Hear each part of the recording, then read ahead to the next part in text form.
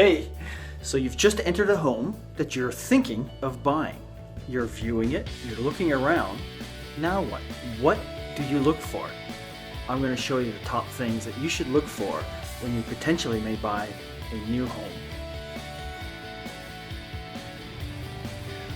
So one of the things that you should be looking for in a home if you are thinking of purchasing it is signs of mold or maybe flooding, or that moisture is getting into the house, because those are killer, and you want to definitely verify that that's not the problem with the house that you may be potentially buying, because you don't want to inherit those problems. So one of the things, there's a word which is called efflorescence that we use, and what it is it's that white streak sometimes you see going down the basement wall. That's a sign that somehow moisture has got in or water has got in. So that's one of the things, a simple thing that you can look for. How about this? You can do a simple smell test. You know, mold has a specific smell, so just walk around and smell. Do you smell anything that sounds, well, it may sound like it too, but smells like it might be mold? Sometimes when somebody paints a room, 99% of the time it's because they just want to freshen up the room. Sometimes it means that there was some kind of damage and they're trying to cover it up. So look for those freshly painted rooms. Also look for paint that might be sort of bubbling out. That's also a sign that there was some kind of moisture damage. So number one, look for moisture, look for mold. You don't want that in a house that you're going to buy. So something else you want to look for is whether this house that you're looking for the first time, let's say, is structurally sound. So how do you do that? Simple things. Look for cracks going down the paint or in the wall.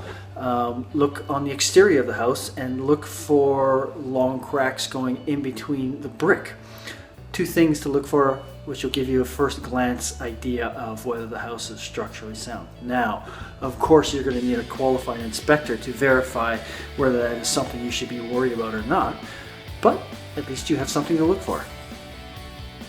So something else you're going to want to look for when looking at a home, deciding whether it is the home for you, is whether it has storage space. Where are you going to put all your stuff? Sometimes the older homes weren't great at putting closets, etc. So look for the places where you can store your stuff. All right, how about this one? Are the rooms big enough for your needs? So in other words, if you have big furniture, are the rooms in the house you're going to potentially purchase going to be able to accommodate all that furniture, or are you going to have to buy all new furniture? So make sure the rooms are big enough for your needs.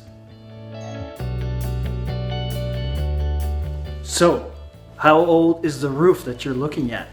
You really want to give it at least a visual inspection when you go there. I showed you that roof at the top of this shot, and it might even need some replacing, but that's something that you don't want to replace 2 months after you buy a house. So again, your qualified inspector will be able to lead you in terms of that, but on your first look, take a look at the roof. So one of the other things that you're definitely going to want to look for, and that is the water tank and the furnace. Is it maintained? Is it up to date? How old is it? Is it going to have to be replaced again very soon after you purchase it?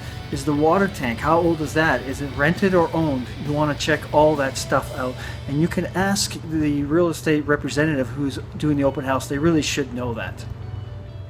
Okay, here's one I bet you did not think about. How's the plumbing? How are you going to check that? Here's a real simple way.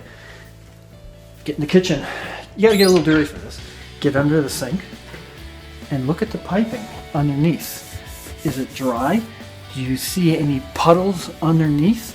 That could be an indication that they're not taking care of their plumbing. If you see something like that, again, you're going to want to look for the telltale signs that something is not right.